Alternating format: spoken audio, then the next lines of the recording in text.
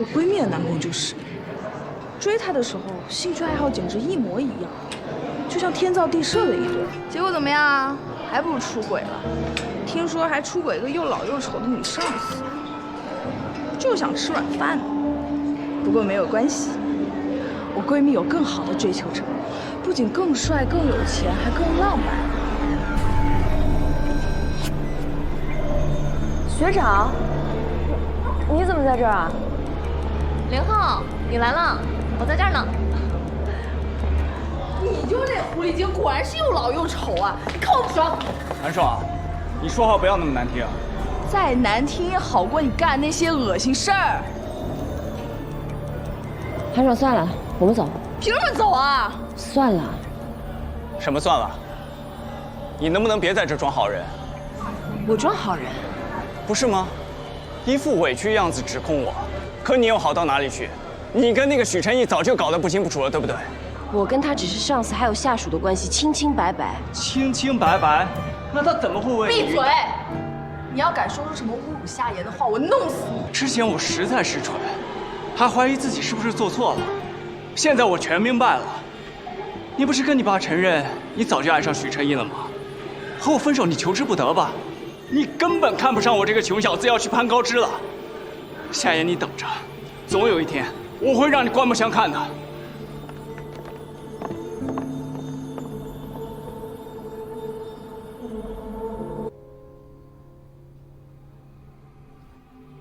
闺蜜有更好的追求者，不仅更帅、更有钱，还更浪漫。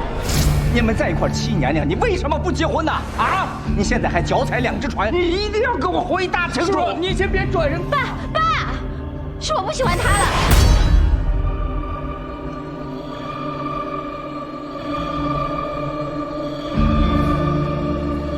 衣服要不要试一下？不是，要不要吃点水果？不吃。今天要不要先休息一下？我还有合同要看。今天就别工作了，我们一起看个电影嘛。明天就要谈判了，今天必须做好准备。你3个月谈下来的项目，3天就搞定了，你何必把自己搞得那么累呢？我不能一辈子都靠你啊，我总得自己学着干。可是过去工作再忙，你也有时间陪我啊。过去我就是个打工的，只要老板满意就行，工作当然可以往后放。但现在这生意是我自己的。你说过去你陪我，只是为了让老板满意。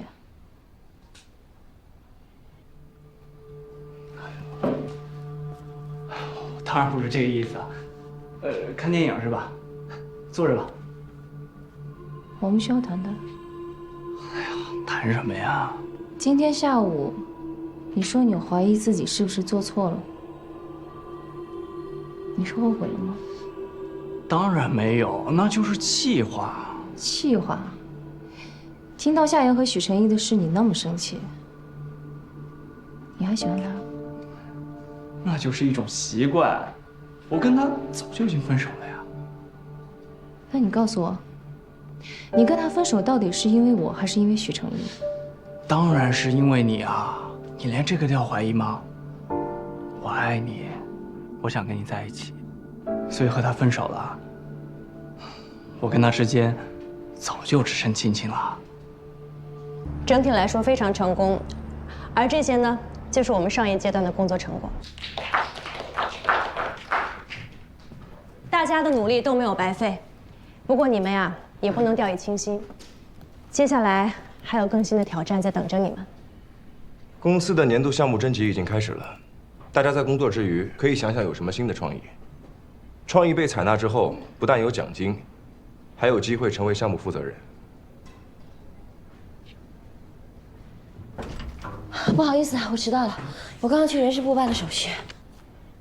既然离职手续办完了，可以收拾东西走了。我办的不是离职手续，是年假的补办手续。谁批准你休年假的？哦，是我。我批准了夏言的年假，忘记走流程了。这事儿我和人事部解释过了。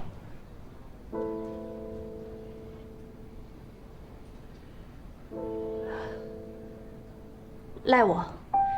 这些情况我竟然都没有了解到，是我疏忽了。看来我对运营部的工作还不够细心呢。不过以后不会再发生了。既然人回来了，找个位子自己坐下吧。我们还要继续。刚才说到哪儿了？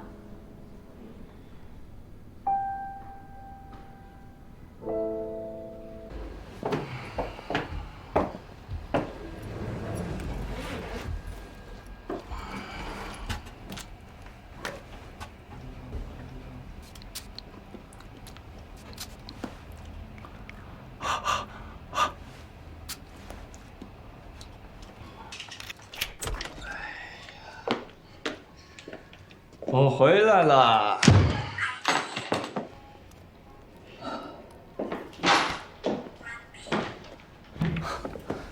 你还在看这个呀？你都看了多少遍了？能不能换一个呀？哎呀！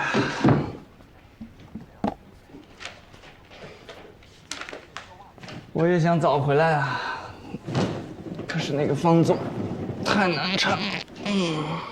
早就跟你说，老方特别喜欢给人灌酒，让你别去你不听。不过你喝多了还是这么好的。今天有好好吃饭吗？我吃过了，以后不要扔下我一个人去应酬了。方总在业内那么有名，总要跟他打交道的嘛。我希望陪我一起去。我不去他的酒局。逢酒必喝，逢喝必夺，喝多了还要动手动脚。可他手头上那个项目是真的不错，抢着巴结他的人数都数不清。你跟他合作过，如果是你去跟他谈，说不定就……我不跟他谈。之前在北京，只要生意谈成了，我躲他还来不及，何况现在在新州，跟他谈生意，岂不是等于自己去挑酒缸吗？好，好，好，你不去我去，谈生意嘛。喝点酒算什么呀？这可不是一点，以后生意谈成了，他会天天叫你陪他喝的。这种伤身体的钱还是别赚了，我们又不缺钱花。是你不缺钱，我的钱不就是你的钱吗？我知道你上进，可是我们都在一起了，你真的没有必要这么拼命啊！不拼命能行吗？公司到现在只接了些零零碎碎的活，一笔正经的生意都没谈下来。这不刚起步吗？你别急，要么这样，我去找老李谈，他这儿我可以轻松搞定。那个李总那么抠门，本来项目就不大，还把价格压那么低，就算接下来也没多少利润。利润无所谓啊，项目谈下来那就是你的成绩啊，别人又不知道我们赚了多少钱啊。老方这个单子太大了，就算谈下来，我们也要忙1年，我们就又没有时间好好在一起了。以后在一起的时间多的是，我是男人嘛，总得去赚钱，去拼事业嘛。如果我需要一个会挣钱的老公，我就不会离婚了。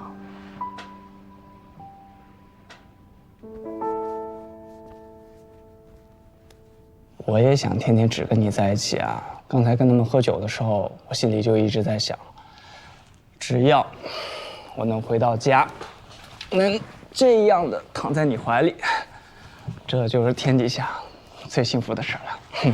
你说真的？当然是真的。你只想跟我在一起？那就这么定了。我去把老李的合同搞定，他这个项目呢比较简单，具体执行交给下面的人负责就行。然后我们就去欧洲玩了3个月，回来的时候正好是秋天，我们就办一个浪漫的婚礼。婚礼呢，我也会专门找人负责，你也不用操心。对了，去之前我要去见一下你爸妈，你把我们的事儿给他们说了吧？我爸妈那边先缓缓吧，太快了。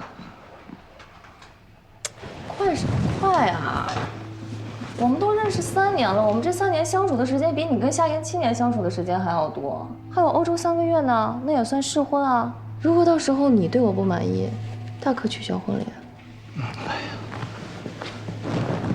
我不是说这个，毕竟我跟夏言刚分手嘛，马上就把你领回去，我怕我爸妈对你会有不好的印象。我是为了你，也为了我们着想，你怎么就不懂呢？他们怎么想我不在乎，反正我年龄比你大，他们也不会喜欢我。既然你这么不在乎，又何必去见他们呢？就是为了向所有人宣示你的主权吗？我不在乎他们，可是我在乎你的态度，在乎你是否愿意承认我们的关系。我还不算承认吗？所有人都知道我们的关系了，就我爸妈不知道而已。可他们才是你最重要的人，不是吗？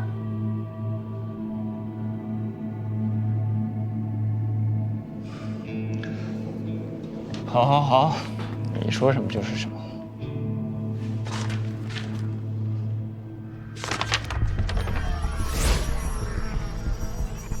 这是什么？哦，这是律师刚发给我的，还有很多细节要改，改好了我再拿给你看吧。改好了再给我看。既然叫婚前协议，不是应该由我们两个一起商量条款吗？我当然会跟你商量啊，不过我说的一切你都会同意，不是吗？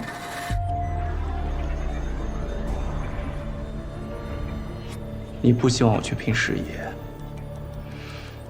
也不会让我分财产。如果我不想当穷光蛋，就得一直哄你开心。难道你不想让我开心吗？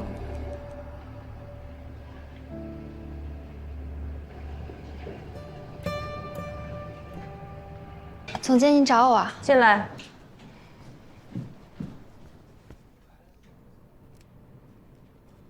把门关上。嗯。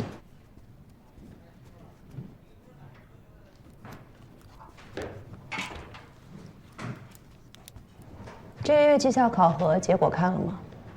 嗯。有什么想法？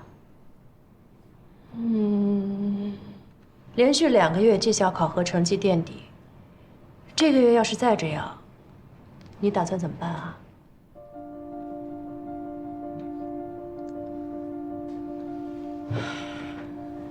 一个个都不让我省心，你一个，夏言一个，他是突然请假人就不来了，突然销假人又回来了，这让别人看到我们运营部做事多不专业啊！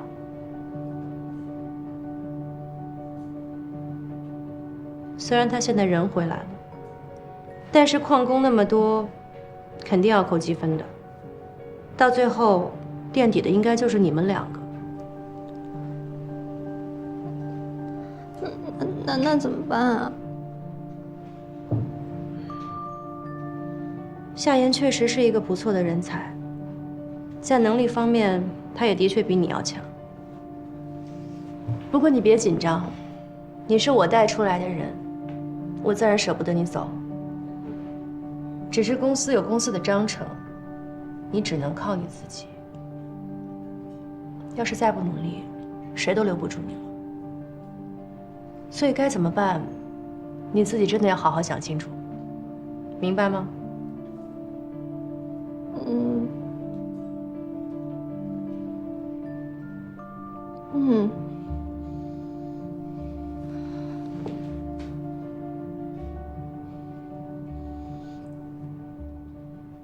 艾米，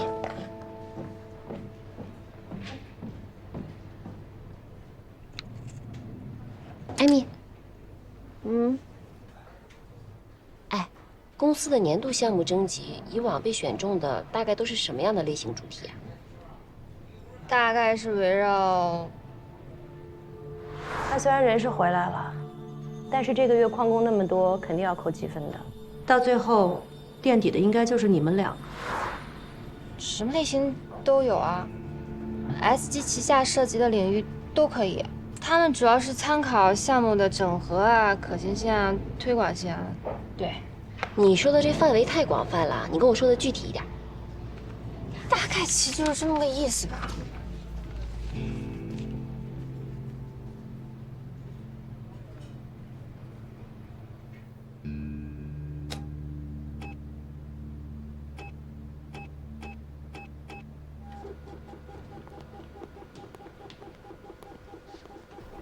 艾米，你没事吧？没事儿。你是在担心绩效考核的事情吗？你别太担心了，你也是运营部的老员工了，不管是资历还是能力，你都没问题的。你这话说的多轻巧啊！你当然不用担心了，我又不是你，什么难题到你手里都能轻而易举的解决。况且你背后还有徐总给你撑腰呢，我们哪能跟你比啊？对不起啊。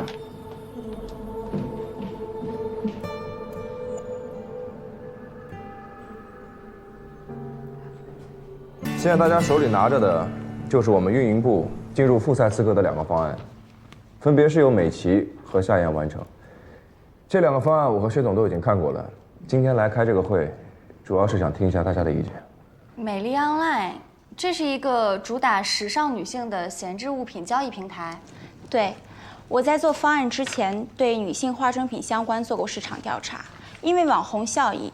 女性在购买化妆品和护肤品的时候，越来越倾向于网上做好功课便直接下单。但是由于每个人的肤质不同，适合大家的未必就是适合自己的，所以就会出现假肢蜜糖、以致砒霜的情况。那么问题就产生了，化妆品一旦拆封使用过，就没有办法退货，花了钱囤了很多根本用不上的护肤品。可是现在二手交易平台那么多，大家都可以在上面置换自己的闲置化妆品。你的提案有什么特别之处呢？所以，我们美丽 Online 最大的亮点就是，我们将推出最强鉴定团，我们将提出存疑的化妆品、护肤品、奢侈品，进行免费的鉴定。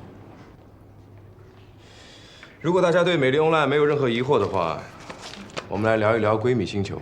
社交软件，现在市面上的社交软件不是已经很多了吗？的确，现在市场上的社交软件并不少。但这并不代表我们就要放弃这一块，相反，这正好认证了市场的需求。如果我们可以挖掘垂直领域，抓准细分用户，我觉得值得一试。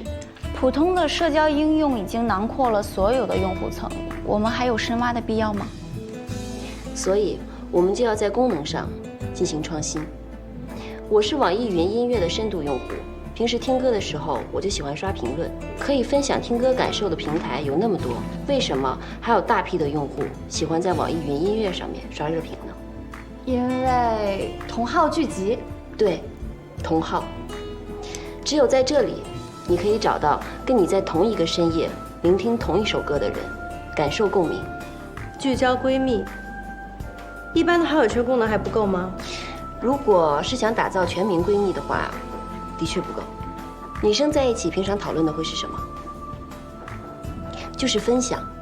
大家喜欢分享最新的口红色号、最新买的衣服、最近的感情观、爱情观。她们可以通过6人定律构建起自己的一个星球，这也就是闺蜜星球这个名字的由来。秀我已经是一个很成熟的女性时尚购物平台了，还有必要花大力气去做社区吗？相比较而言，我觉得美丽 Online 更适合秀我接下来的发展。可是闺蜜星球如果真的做出来了，一个庞大的社区流量对秀我的作用可是没法比的，而且还能大幅提升秀我的用户粘度。你看网易云音乐不就是一个典型的案例吗？可是美丽 Online 同样可以引流啊。现在大家2份方案都已经看过了，你们觉得哪个更好？我觉得闺蜜星球吧，虽然挺有想法的，而且看上去生活、音乐各个方面也包容的挺多的，但是就是想法挺好。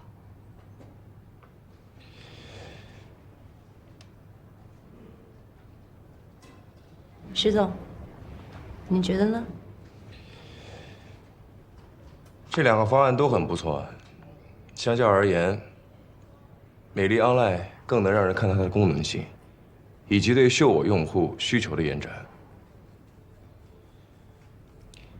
美丽 Online 是一个好项目，但作为 SG 最重要的项目，我认为闺蜜星球更合适。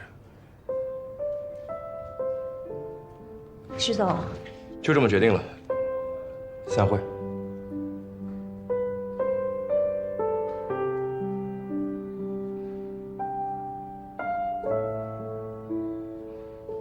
产品的细节我和同事们已经梳理出来了，还有闺蜜星球项目组的小组成员名单也拟定好了。艾米也入选了，你自己点的兵，自己要负责带好。我会的，谢谢你。最近这个词儿出现的频率是不是有些高了？我反而觉得有点不太适应。谢我什么？方案啊，谢谢你的肯定。不让一份有价值的方案被埋没，是我的职责所在。至于它的价值要怎么体现，还是得看你自己。如果你要谢我的话，我是不会拒绝的。只是我这个人比较实在，这上嘴唇碰下嘴唇，轻飘飘的2个字，对我毫无意义。我今天早上刚给你打过钱的。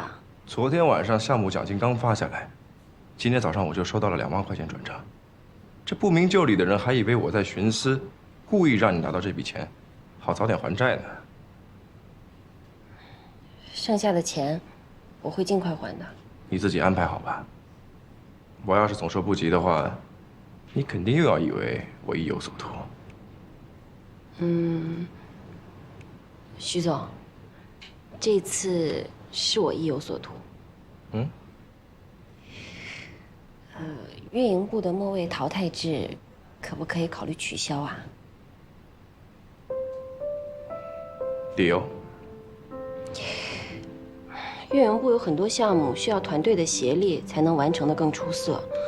这种制度虽然加强了竞争氛围，但总给员工一种身后有狼在追，不得不全力奔跑的危机感，搞得员工之间都有所忌惮，不得不藏死。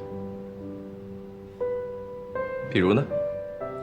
比如，我身边有的员工最近可能陷入了项目的瓶颈期，而我正好想到了一个好点子，但这项目呢又不是我的项目，那你说我是出手相助还是视而不见啊？反正他完不成任务，正好解除了我被淘汰的危机。那如果是你的话，你会怎么选？我怎么选不重要，大家怎么选才重要。末位淘汰制虽然筛选留下精英，但是整体的办公效率不一定有所提升。可是这个方案是薛总监提出来的，而且已经实施了1年。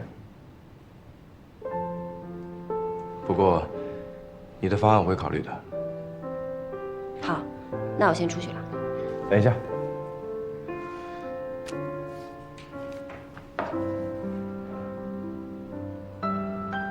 不是给你个人的，这是闺蜜星球项目组每个人1张，公司2个月的食堂饭卡，接下来会有很长一段时间要加班，算是公司一点小福利，拿着吧。我和我的小团队会加油的。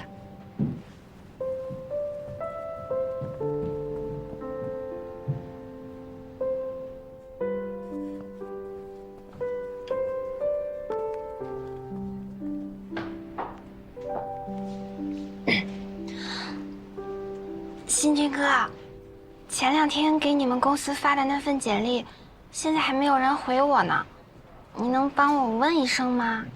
谢谢。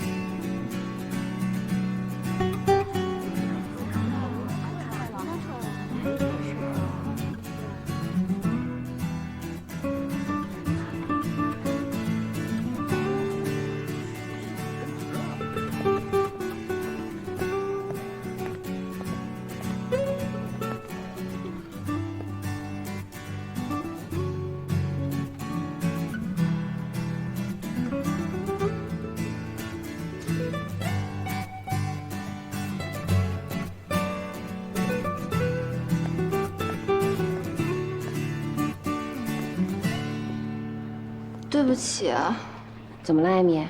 我之前对你太过分了。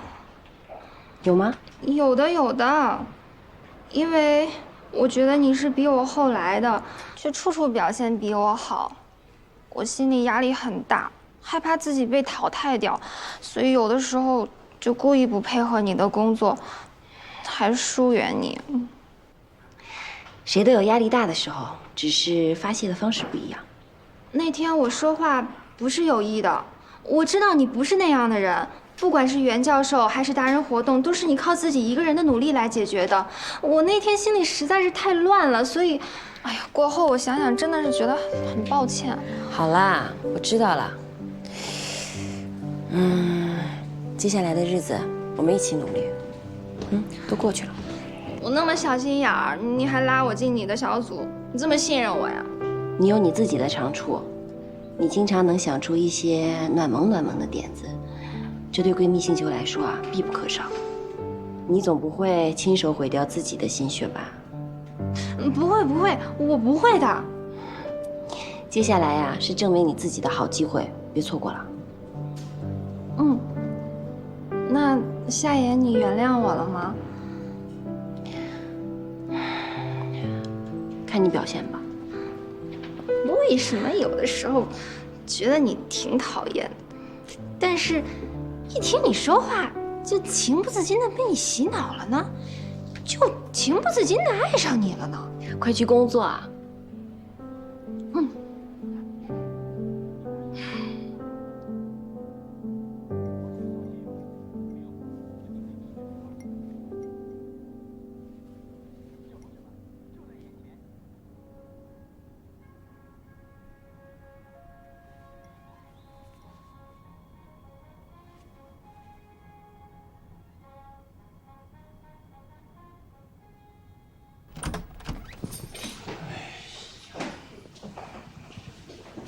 我回来了，又在看这电影。哎呀，经典中的经典，百看不厌。我们第一站也去意大利好不好？我们也去骑这个自行车。好啊，你说去哪就去哪。那好，那你准备一下，后天出发。后天？我刚打电话问了，你的签证已经下来了，我们随时可以动身。那可不行，方总那边刚刚有点眉目。我说让你跟他不要谈生意，你怎么就是不听呢？有好的项目为什么不谈呢？你都连着跟他喝了1个星期的酒了，你还没看清楚他是什么样的人吗？我当然清楚了，谁能喝得过他，谁就可以拿下单子。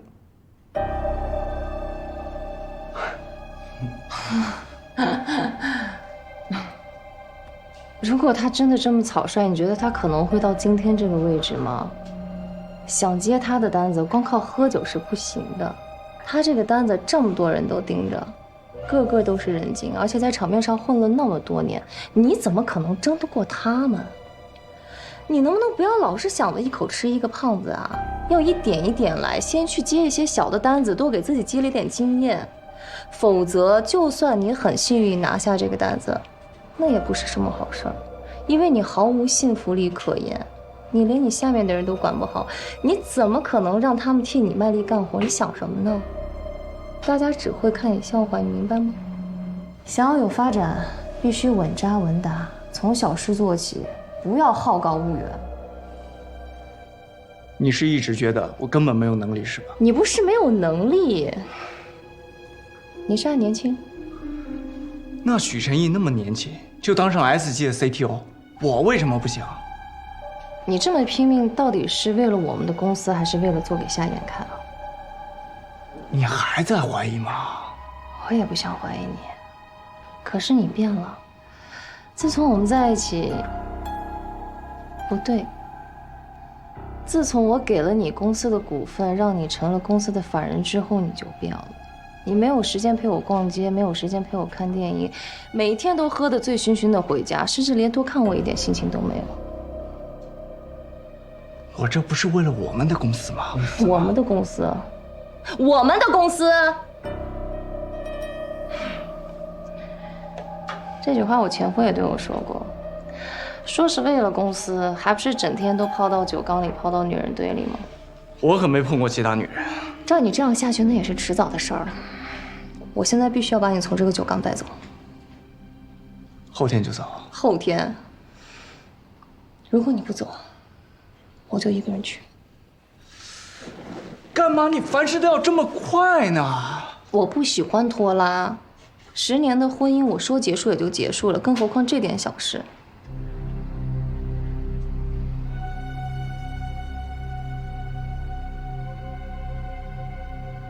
你这是在威胁我吗？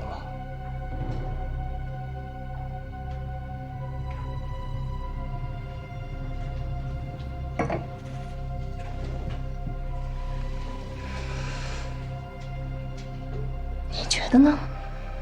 我觉得，你根本不需要男朋友，也不需要老公，你只需要条哈巴狗。你就这么看待你自己吗？我还能怎么看？啊？说什么让我去欧洲试婚？是我是你，还是你是我？如果我合你的心意，听话，我们就结婚；不行，你就把我甩了，再找新的，对吧？就算结婚，也必须签婚前协议。我的人是你的，而你的钱还是你自己的，对吧？为什么着急结婚？因为你的前夫找了一个年轻又漂亮的小明星，他们已经结婚了，所以你着急了，对吧？我问你，当初你们2人离婚，到底是谁想离？说什么你是为了我而离婚，说什么爱情至上，其实你就是一个被人甩来的老女人。要我为你分手，要我别去谈生意，要我整天陪着你，要控制我，让我离了你就一无所有。我只想问你一件事儿。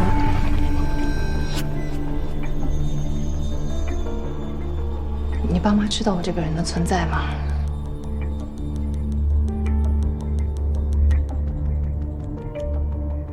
不知道。我怎么跟他们说？说他们的宝贝儿子，等着回去光宗耀祖的儿子，为了钱找了一个老女人吗？所以跟我在一起，就只是为了钱？不是，但他们会这么想，所有人都会这么想，所以我必须做出点成绩来，让他们看看我林浩不是一个吃晚饭的人。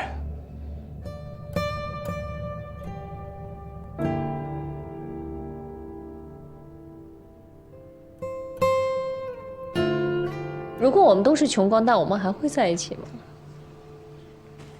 不会，我不会变成穷光蛋的。我会把我的公司经营好，我会成为一个有钱的人，一个比你还有钱的人。到时候就是我跟你签婚前协议。钱对于你来说就这么重要吗？对你来说不重要吗？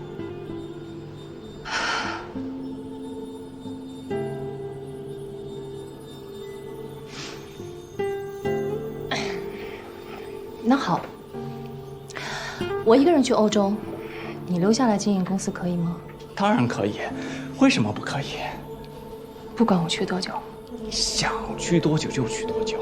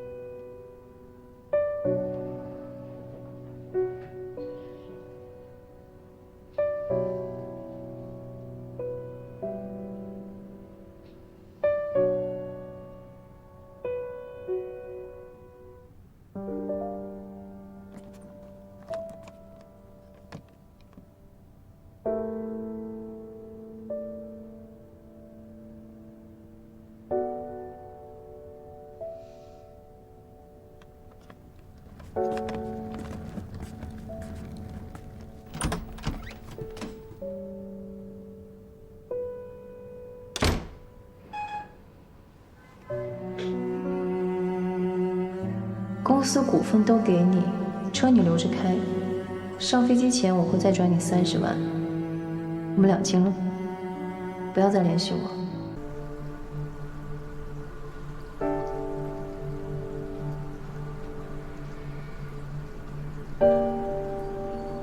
夏言，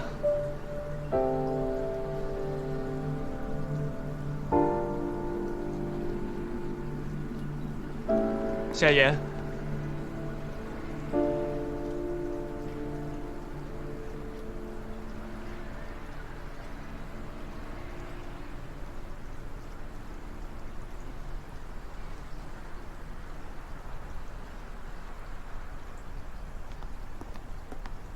你想说什么就赶紧说吧，我还要回去上班呢。你瘦了。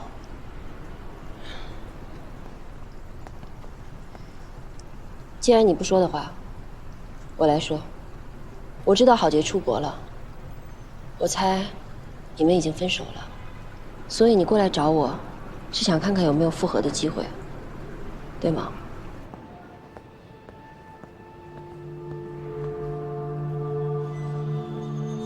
那天晚上之后，发生这么多事，我们还没有好好彼此面对面把事情说清楚。是啊，我找了你很久，我想把那件事情解释清楚，可是你一句话都没有就人间蒸发了。对不起。那几天我到处找你，我生怕你出事儿。我不停地在问自己，我到底是做了什么？我每天那么努力是为了什么？为什么还是把你给弄丢了？夏言，对不起。我一直在等你的出现，可我最后等到的是你搂着另一个女人的照片，等到的是你一句轻飘飘的分手。真的对不起。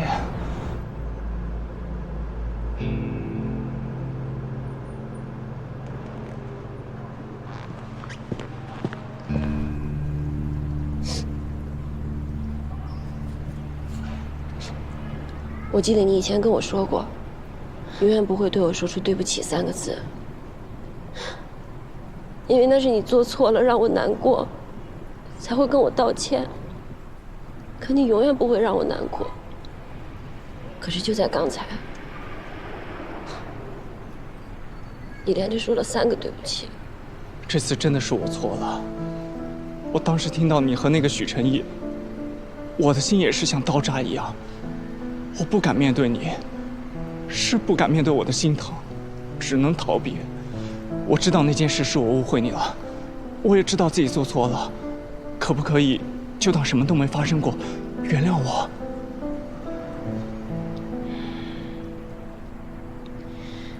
我今天之所以跟你站在这里，就是想把过去干干净净做个了断。夏夜，别这样，分手之后我哭了很久，我想不明白为什么我们会走到今天这个地步。我曾经以为我们是最般配的。当然，我们是公认的最佳情侣，不是吗？可我发现我错了。我看到你跟郝杰站在一起的时候，我发现你们也很般配。我才明白，这个世界上没有哪2个人是必须要在一起的，一切只是看你愿意相信什么。